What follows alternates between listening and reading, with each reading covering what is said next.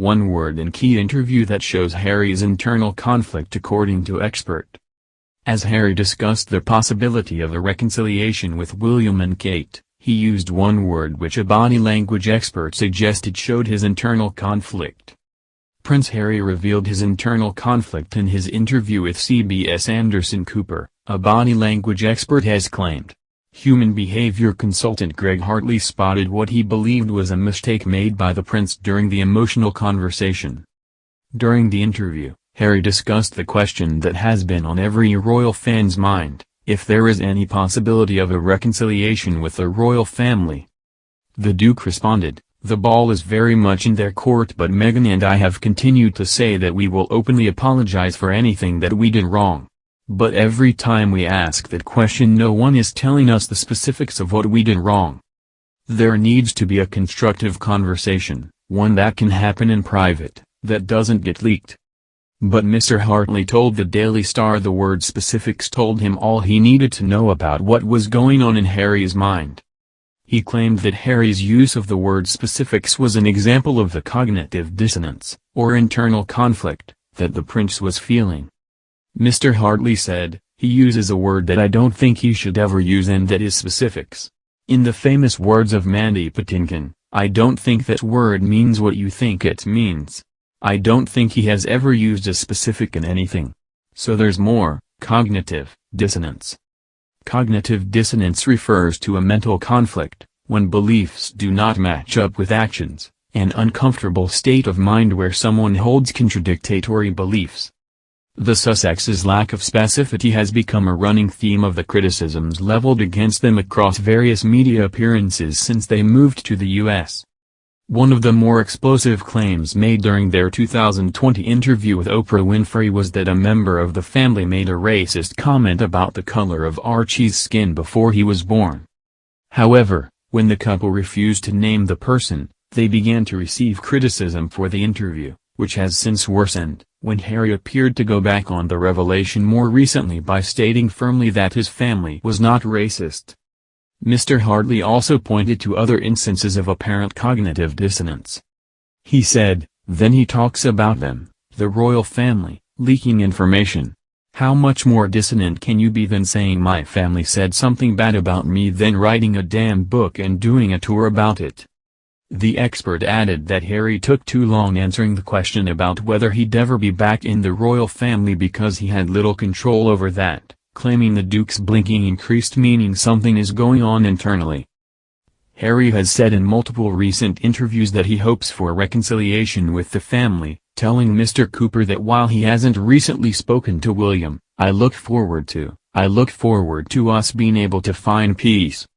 Meanwhile, in an interview with ITV's Tom Bradby, Harry said he 100% believes there is a chance for the family to reunite, saying, "I genuinely believe that, and I hope that when it gets to that stage when there can be a constructive conversation, that again I have spent a lot of money through legal trying to find some form of reconciliation, and it almost feels as though this status quo internally they feel as though it's better to keep us somehow as the villains as opposed to, I genuinely believe, and I hope, that reconciliation between my family and us will have a ripple effect across the entire world. Maybe that's lofty, maybe that's naive, whatever. But I genuinely feel that." However, critics have questioned whether Harry's memoir, Spare, in which he alleges Prince William physically assaulted him, details multiple private spats between Meghan and Kate, and says his father jokingly called him the Spare from the moment of his birth, was written with the intention of bringing the family back together. 1 in 5 people polled by YouGov said they believed Prince Harry's motivation was to tell his side of the story, while nearly twice as many, 41%, thought his aim was to make money. But when my love takes me higher, I bring the fire, and I got everything that I need from me right here. I've never felt so alive now, can't bring the vibe down. I know what my heart wants, I know what my heart wants now.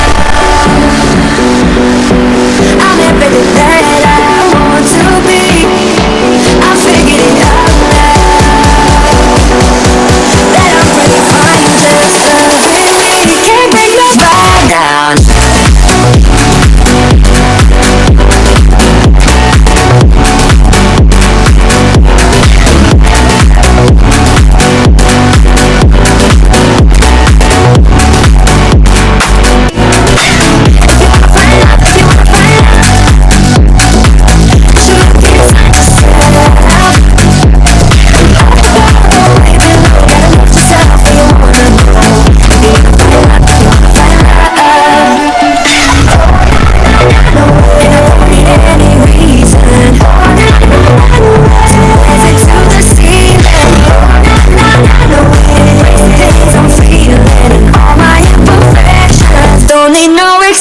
Love takes me higher, I'll bring that fire, and I got everything that I need for me right here. I've never felt so alive now, can't bring my vibe down. I know what my heart wants, I know what my heart wants now. I'm everything that I want to be, I figured it out now, and I'm pretty fine just loving me. Can't bring my vibe down. In which he alleges Prince William physically assaulted him, details multiple private spats between Meghan and Kate, and says his father jokingly called him the spare from the moment of his birth, was written with the intention of bringing the family back together. 1 in 5 people polled by YouGov said they believed Prince Harry's motivation was to tell his side of the story, while nearly twice as many, 41%, thought his aim was to make money.